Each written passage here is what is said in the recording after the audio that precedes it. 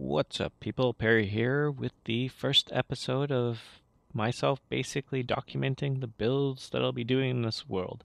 But what I'm going to try and attempt here is to not only do that, but also try to help some of you out there who are, well, I don't want to say struggling, but for those of you who are looking for some inspiration and maybe don't know how to design or maybe are looking for some tips on designing. So I thought I would give this a go. Um, and maybe in some small way try to share with you what little knowledge I have. So, first off, I should probably tell you that I'm not really that into doing tutorials and things of that nature. And not because I don't want to. I'm usually really scatterbrained, actually, to be quite honest, and I generally have no clue what I'm going to be talking about. And I usually have a lot of trouble being organized, and my hope is that as I talk, I'll be able to at least let you know of the goings on in my head, because I do have ideas of what I would like to do and how I would like to share this knowledge with you. And my hope is that it'll, in some small way, try to help you. And actually, again, to be honest, one of the reasons why I am doing YouTube is that, in some small way, some small miracle, really, um, I'll be able to put some organization to my thoughts. So, secondly, in total, pretty much total contradiction to what I just said, because I feel this first episode is so important, I will be doing a tutorial. So, yeah. I know, I'm pretty much so scatterbrained that I decided to organize something. There we go. Clearly, I need help, but I guess no time for that. Let's get to the tutorial. So with that said, on with this first episode, and I am thinking to get things started. How about some of the basics, or at least what I rely on in order to design something? So in this episode, we'll go over some of the things that I think are most important when it comes to designing, and it all comes down to one thing: understanding how your brain works. So what we have here is a pretty basic structure. Looks pretty boring, doesn't it? I mean, we got some windows here, we got some doors, but other than that, not really too much going on. And for some of you out there, that's basically how you start off in Minecraft. I think you would probably agree. But we want to try and do something. We want to make this look better, right? So let's try that. Let's do that. All right. And right over here is a little something I put together. Looks a little bit better. So what changed? Well, you can see we had added a few different blocks here. There's some wood here, some windows, of course, some torches, and things of that nature. So basically, what we did here is we added, and you hear this a lot when people talk about their builds and stuff like that, is that they've added detail. So what exactly is detail? Well, it's kind of like decoration. Um, by adding visual elements that are different from others, we stimulate the brain, and without going into it too much, mumbo jumbo of scientific crap, no, it's crap. Scientific stuff is not crap. Just let me put that out there. Um, Basically, it's a good thing when it comes to liking or appreciating things visually. So, since detail is so important, let's try and cram in more detail. Hmm? What do you think? Well, I think you would agree it's not the best looking thing in the world. Actually, it's quite ugly. Obviously, something went wrong. As you can see, we've added more detail. These little, I guess, emerald blocks, of course, diamond blocks, and different colors and decorative elements and things of that nature. So obviously, something went wrong. As you can see, we've added more detail by adding more decorative blocks and, well, just more blocks in general. So What happened? So, how about a little game? What we have here in front of us is a memory game, and when I step on this pressure plate, a number of blocks will appear, and what I want you to do is to try and take in as much information as possible. All right, here we go. So, can you tell me how many blocks there were? Probably. How about the colors? Maybe. Can you tell me what order those colors were in? Probably not. It's kind of difficult, isn't it? So what I've done here is I've set up another example here, pretty much the same thing, but I've set it up a little bit differently. So here we go.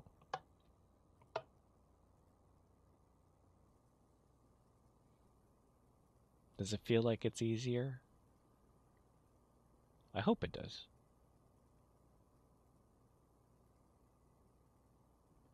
All right. Now I bet not only do you know how many blocks there are and their colors, but you could probably figure out what order they're in. Now, you see, as great as the brain is at being creative and imagining things, it is only at its best, and this is the key, when it does one thing at a time. So you see in our first example here, all the blocks, they just came out at once and they just went away. So it was difficult to take in all that information. So what we did instead here was to bring each block up not differently, but separately. So see, one block comes up and then goes away. The next block comes up. And what it did for your brain was that it made the information easier for you to process, right? So when it comes to designing something, think of it as sort of a journey. Instead of the viewer trying to figure out all the details at once, try and make the viewer focus on one location and then move on to the next, and so on and so on. So how do we do that? Obviously, you can't be there to guide everyone that looks at your creation, but there are some principles that can help you in order to help the viewer. So, these principles that I'm going to be talking about, it's really important that you have to know that one of the things about these principles, well, the overriding thing with all these things that I'm going to be talking about is that they're all pretty much automated responses. They're all responses that you do on a daily basis without you knowing. You don't even know you do it, but you do it. I know, I said do, but here we go. So check this out. This is our first example here. What I'm going to do here is to drop this sand wall that you see in front of you, and my hope is that it'll draw your attention somewhere. So here we go. Here's this little button, and we're going to click it.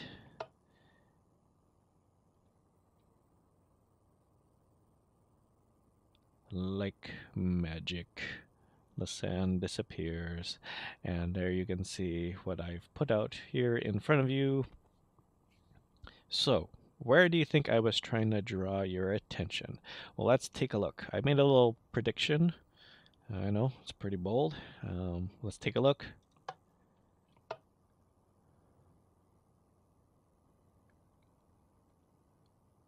So, was it here? If it was, that's great. It totally worked.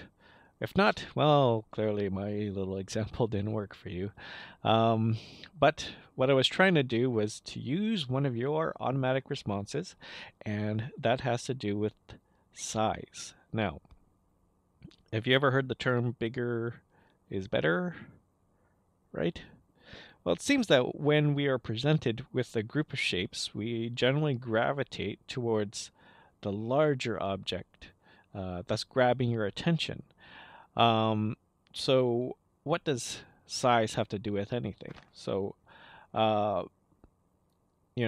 generally what ends up happening is that, you see a larger object and then you typically steer your vision towards that way. It gets your attention. That's the big thing that I want to get out here is it grabs your attention. And so just like this right here, I've made it purposely in a larger scale in order to grab your attention. So all the things that are around you, all the excuse me, sheep, all these things that are around you, because they are of a smaller variety, the larger object will grab your attention. That's what we want to do here, is that the first thing that you want to see in a build is you want to be able to focus your attention somewhere. And size is something that you can do in order to grab that. All right, so we use size to get the viewer's attention, just like right here. So now what? Obviously, we can't stop there. It's not enough to just have something really, really big. We have to add more detail. But again, without having the viewer focus on too many things at the same time. So we don't want that to happen to the viewer. So how do we do that? As you can see, there are a series of vertical lines here. Obviously, lots of things for the viewer to focus on, but we want them to focus on one specific thing, and that is the middle vertical line. So could you tell me which one of these lines is the middle line? You probably could. Probably after a lot of squinting and accounting. But remember, having someone look at your design is not a chore. It's supposed to be enjoyable, of course, right? So how about we make it a little bit more obvious? And again, the magic sand disappears and reveals this little pattern here. So the principle we use to make it easier for the viewer to focus is called symmetry. So much like when you're learning how to walk or riding a bike for a first time, your brain automatically tries to find the balance. And this happens visually too. So when it comes to symmetry, the main definition is basically an object that is mirrored equally on an axis. The axis is basically where the two parts meet. But this axis, this point at which they meet, is where your brain likes to focus. So just like riding a bike, you're trying to find that balance. Visually, you're doing it here too. You're trying to find that balance between this little pattern here, right?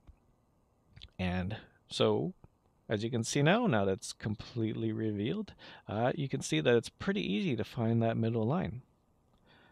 So, as you can see here, we use symmetry here to point you towards an entrance. So we use size here to grab your attention, and then symmetry again to focus it into somewhere where I want you to go, and that's towards this entrance right here. So size to get your attention, symmetry to focus it, but that's still not enough, especially if you want to design something more than just an entrance. So what can we do to add even more detail but not overwhelm the viewer? What we have here behind this wall is our next principle and our final principle.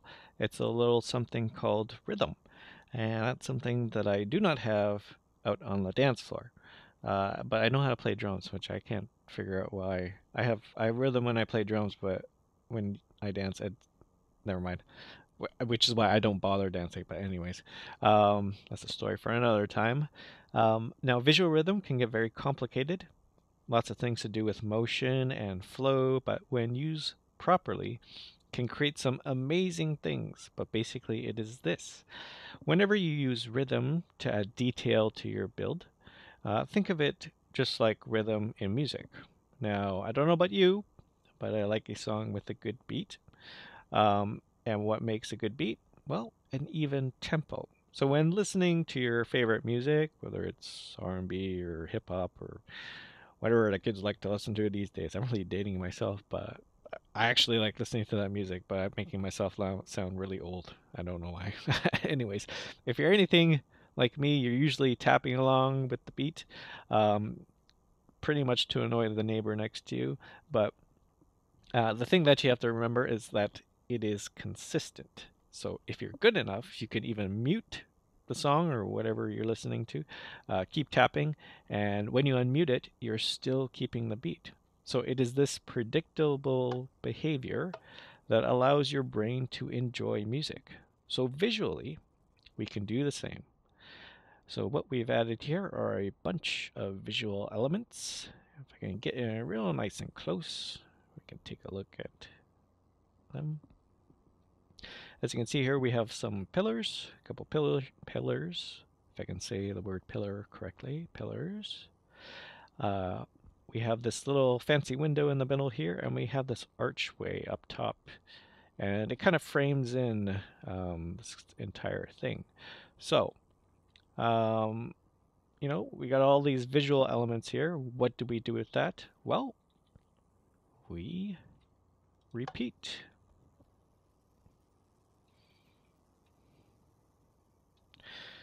So again, we have the pillars. We have the opening here with the fancy window, and then of course the arch here, and so on and so on and so on. So just like the beats in music.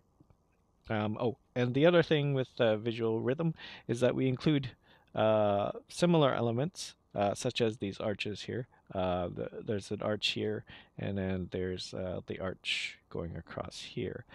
Um, it gives the brain a sense of cohesiveness, or rather, it makes you feel as though all these things belong together. Again, it's predictable, right?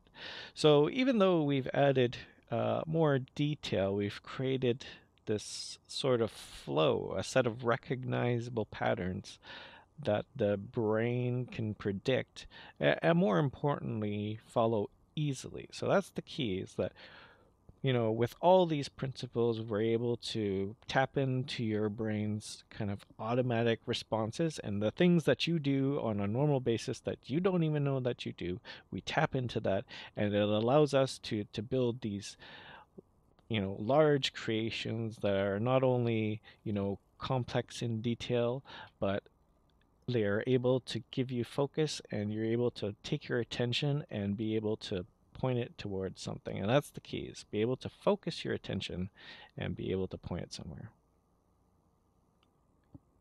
So here we are back at the beginning, and maybe you can understand a little bit about how I built this thing. So think of it again as sort of a story. We use size to get your attention, and as we move in closer, we use symmetry to guide you through, especially through this entrance right here. And as we go along, we use rhythm to kind of fill in the gaps, keep you entertained. And what makes a good story? Well, a big finish. And that's what we got here. So that's it. That's the basics. There's so many other things I can talk about. There's composition, more complex things about rhythm and color. Lots of things about color. That's probably a whole other tutorial that I'll probably leave for another day if I ever get the energy to do something like that. Again, like I said, I'm pretty scatterbrained, so for me to put something like this together, it's a lot of me struggling with just myself and my own personal problems. Um, but hopefully this is something that will get you started. So feel free to leave any and all comments below, positive or negative. I really don't care if they're negative. I get that some people are angry. They just want to take it out on me. That's cool. You go right ahead. You take it out on me. I can take it. Positive comments are always welcome, but also feel free to ask any questions you might have, and I'll try to figure out some sort of answer that is worthy of your question. So, with that said, how about a preview of the next episode?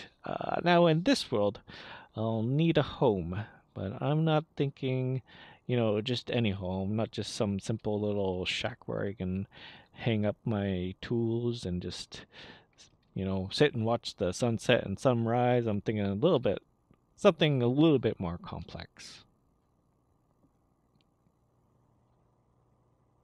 So as you can see here, I've taken us to another world, a planning world of sorts, which is really convenient because I call this world my planning world. You can see there's some things going on in the background there. We're not going to worry about that just yet. But what I've done is I've taken a chunk of the map that we were on just a second ago, and reduced it to about 25% of the original size. Basically, I use this program called MC Edit, very useful program. You should go check it out if you ever get a chance. In fact, I don't think I'd be able to do things the things that I'm able to do without it. So go there, look it up. MC Edit. I might put a link in the description if I ever figure out how to do that. But basically, if you find out whoever created it and give them a big hug if you can ever find them in real life, or give them a thumbs up. And I think it's in the Minecraft forums, but you could look it up there. But so basically, it's at a quarter of the size of the original map, and this allows me to kind of plan ahead and kind of get an overall design for what I want to do. So this is what we're going to be doing for the next future episodes. I don't know how many episodes it's going to take me to build this thing, but starting off with the next episode, this is what we'll be concentrating on. So let's take a quick look. Now, I've been planning this thing for quite a while, and to tell you the truth, I didn't actually want to start building on this until I got up the courage really to start filming and putting this stuff up on YouTube, because I kind of wanted to not only document this experience but share this experience with some of you out there. And again, it's going out to some of you out there that are not, you know, are thinking about, trying to design things, don't know quite where to start. You know what? You can follow along with me, and we'll go and we'll figure this thing out together. So, I hope you enjoyed what you've seen. Be sure to give it that thumbs up if you'd like, and if you want to follow along, be sure to hit that subscribe button. So that's it for me, and always remember, keep your head up, and I'll see you in the next one.